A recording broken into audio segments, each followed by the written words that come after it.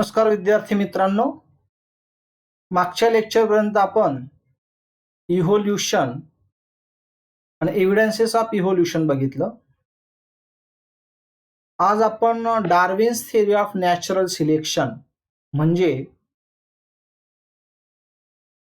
डार्विनचा नैसर्गिक निवड सिद्धांत याचा अभ्यास करणार आहे. Darwin's theory of natural selection is based on the concept of survival of fittest. डार्विनची जी नैसर्गिक निवड सिद्धांत आहे कशाच्या बेसिसवर आहे? सर्वायवल ऑफ फिटेस्ट, म्हणजे जो ऑर्गॅनिझम, जो सजीव फिट असेल तोच जगू शकतो किंवा तोच जगेल, म्हणजे survival of fittest. Organism can reproduce प्रोलिफिकली.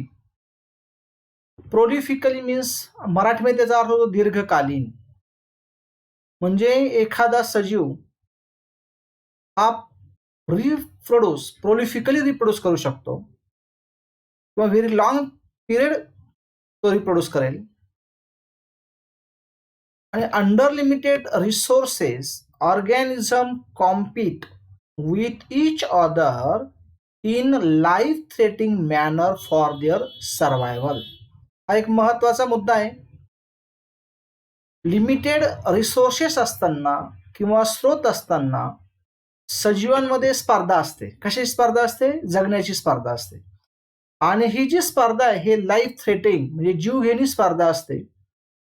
म्हणजे जेव्हा सजीव हे एन्व्हायरमेंटमध्ये असतात तेव्हा त्यांच्यामध्ये जगण्यासाठी स्पर्धा असते. त्याला आपण म्हणतो organism compete with each other in a life threatening manner for there survival.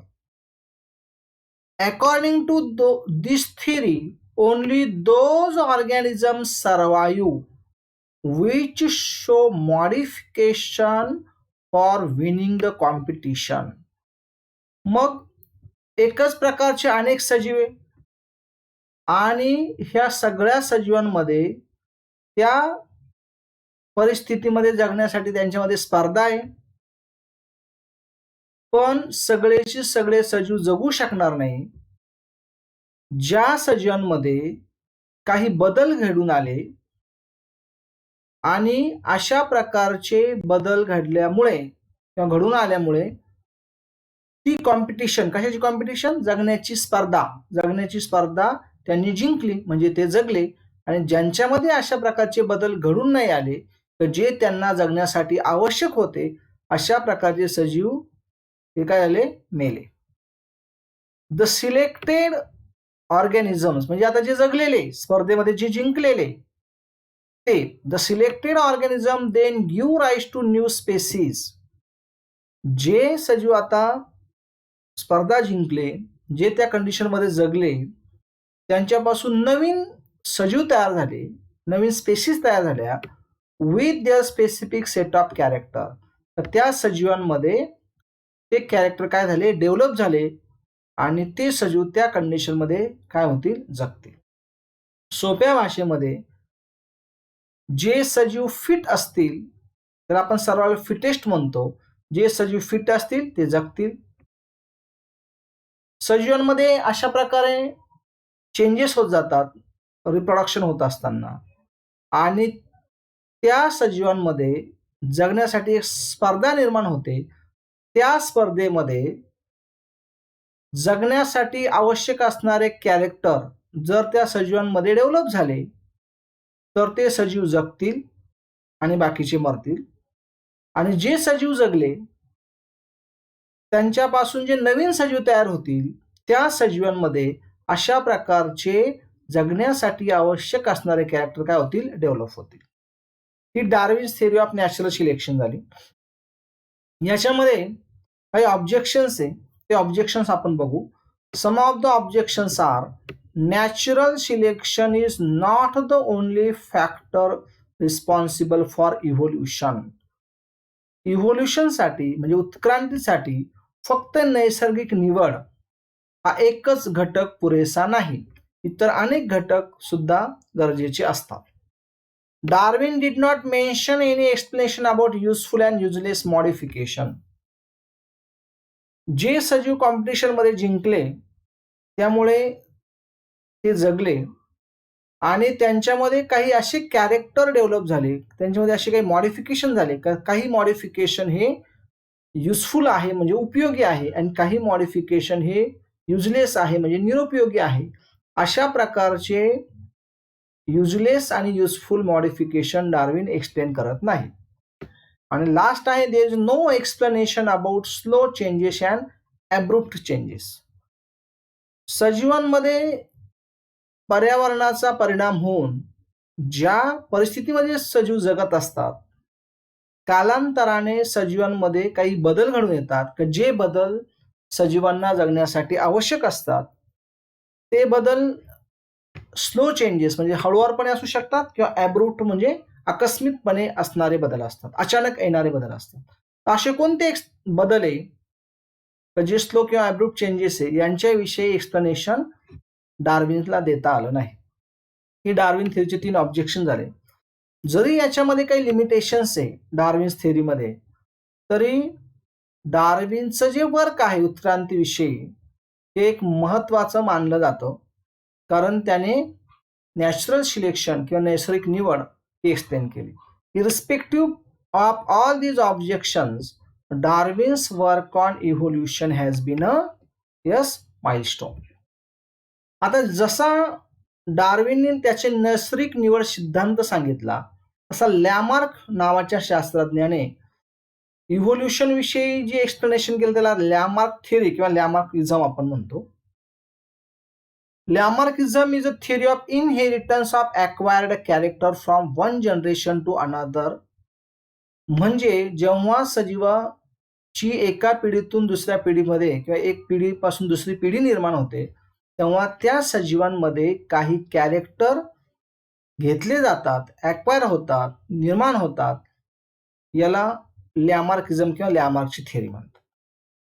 लॅमार्कची theory ही कशावर डिपेंडंट आहे? Lamarck said that the morphological changes occurring in living organisms are responsible for evolution. सजीवांमध्ये जे बाह्य बदल होतात म्हणजे शरीर रचनेत बदल होतात, ते शरीर रचनेतले बदल हे इव्होल्युशनला रिस्पॉन्सिबल असतात. This concept was based on the principle of use and disuse of organ. लॅमार्कची जी कन्सेप्ट ही कशी रिलेटेड आहे? Use and disuse of organ. म्हणजे एखादा ऑर्गन हा जर वापरला गेला तर त्याला आपण यूज म्हणू आणि एखाद्या ऑर्गनचा वापर सजीवांनी करत नसेल त्याला आपण डिसयूज म्हणू. पुढच्या एक्झाम्पलवरून आपल्याला हा पॉईंट जास्त क्लिअर होईल. मॉर्फॉलॉजिकल चेंजेस मे ऑकर ग्रॅज्युअली. सजीवांमध्ये जे बदल होतात ते नियमित आणि हळूवारपणे होणारे बदल आहे. Either due to specific activity or laziness of particular organism.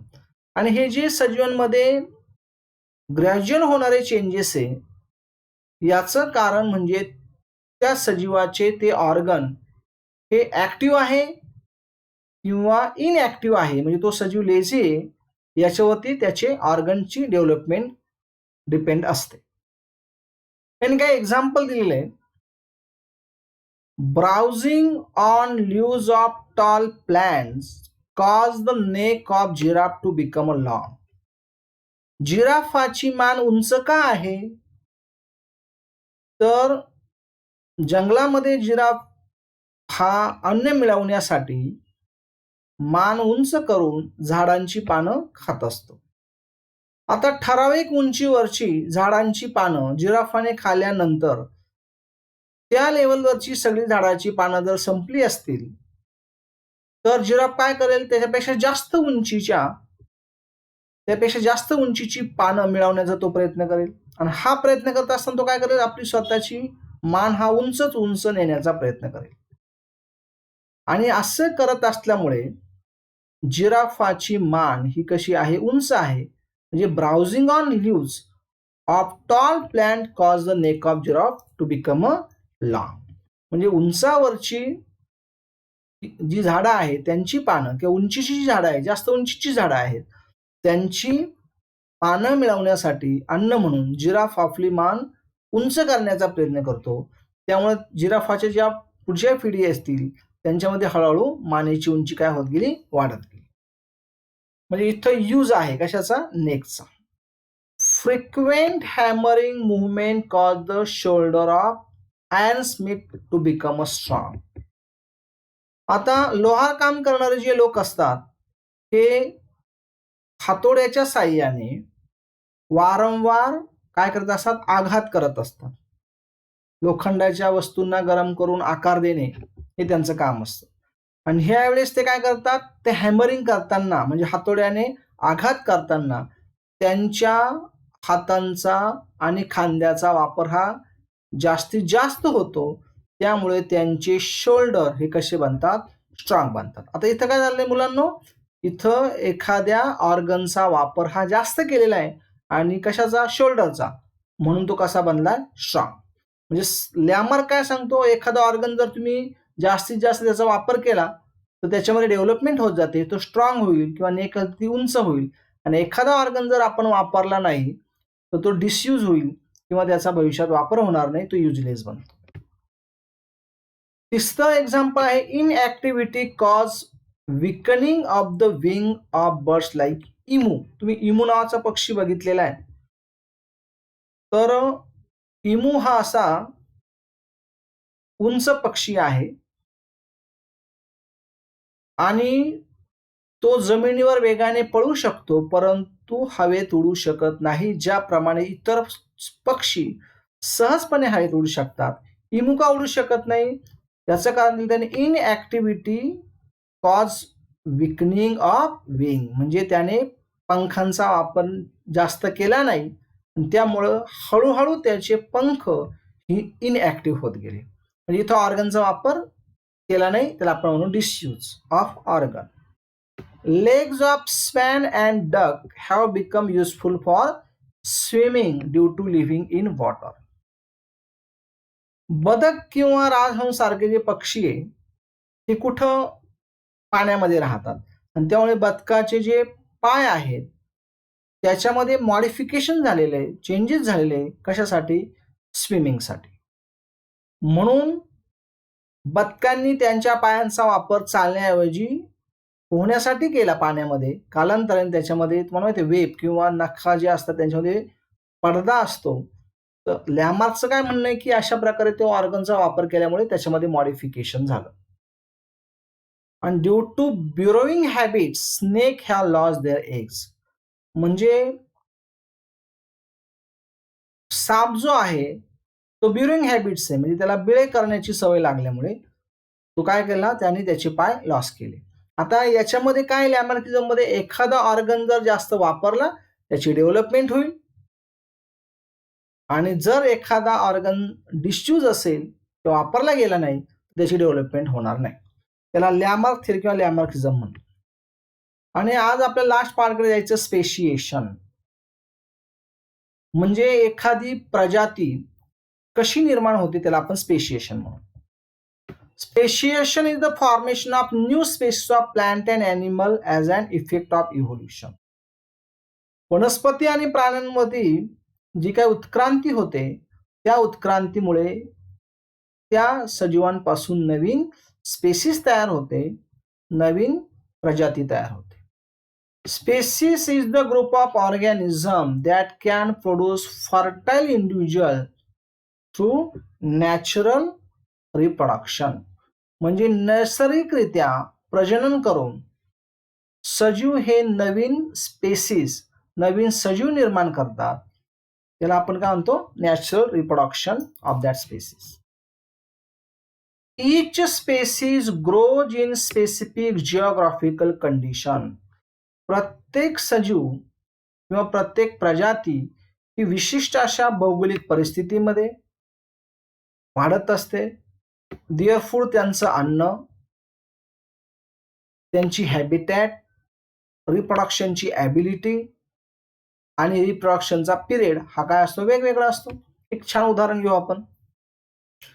समजा आपण व्हाईट बिअर घेतलं म्हणजे किंवा आपण त्याला पोलार बियर म्हणू, थंड प्रदेशात राहणारा अस्वल हे सहजपणे पाण्यामध्ये उडी मारून किंवा बर्फाच्या खालून सहजपणे मासे पकडू शकतं, परंतु ते झाडावर नाही चढू शकत. याच वेळेस फॉरेस्ट बियर असेल, जंगलात राहणारा एखादा अस्वल असेल, त्याला कदाचित पाण्यामधनं मासे पकडून खायला अडचण येईल, परंतु ते सहजपणे काही उंचीवरली झाडाच्या बुंद्यावरचे प्राणी खाऊ शकतो. म्हणजे ज्या हॅबिटॅटमध्ये ते अस्वल वाढतंय, पोलार कंडिशन असेल म्हणजे थंड प्रदेशात असेल किंवा जंगलामध्ये असेल, तसं त्या सजीवामध्ये काय होत गेला, बदल गेला. म्हणून पोलार बियर ही वेगळी स्पेसिस आहे आणि फॉरेस्टमध्ये असणारी जी बियर आहे ही काय आहे, वेगळी spaces. However, genetic variation is responsible for the formation of new species from earlier one. म्हणजे काय, जो नवीन सजीव तयार होणार आहे, नवीन स्पेसिस तयार होणार आहे, त्या स्पेसिस तयार होण्यासाठी जी पहिली स्पेसिस आहे, अर्लियर स्पेसिस आहे, तिच्यामध्ये नवीन स्पेसिस तयार होताना काहीतरी काय पाहिजे, जेनेटिक व्हॅरिएशन पाहिजे. अशा प्रकारचे जेनेटिक व्हॅरिएशन्स असेल तरच नवीन स्पेसिस तयार होऊ शकते. आता वाळवंटामध्ये जे उंट राहतात त्यात वाळवंटाची जिओग्राफिक कंडिशन वेगळी आहे. म्हणजे उष्ण तापमान आहे, वाळू आहे, बरोबर आहे. त्यामुळे उंट तिथं सहजपणे सर्व होऊ शकतात. त्यांच्या पायांचे तळवे हे पसरट असतात, रुंद असतात, ते त्या वाळूवरती सहज पळू शकतात. हे जर आपण गाय, बैल किंवा हॉर्स, घोड्यांचा जर आपण विचार केला तर ते वाळूमध्ये वेगाने पळू शकणार नाही, कारण त्यांच्या ज्या खुरा असतात त्या खुरा त्या वाळूमध्ये रुतून बसू शकतात, बरोबर आहे. तर असं कोणत्या जिओग्राफिकल कंडिशनमध्ये तो स्पेसिस राहतो तशी त्याच्यात हळूहळू काय होत जातात, बदल होत जातात. Geographical and reproductive changes are responsible for speciation.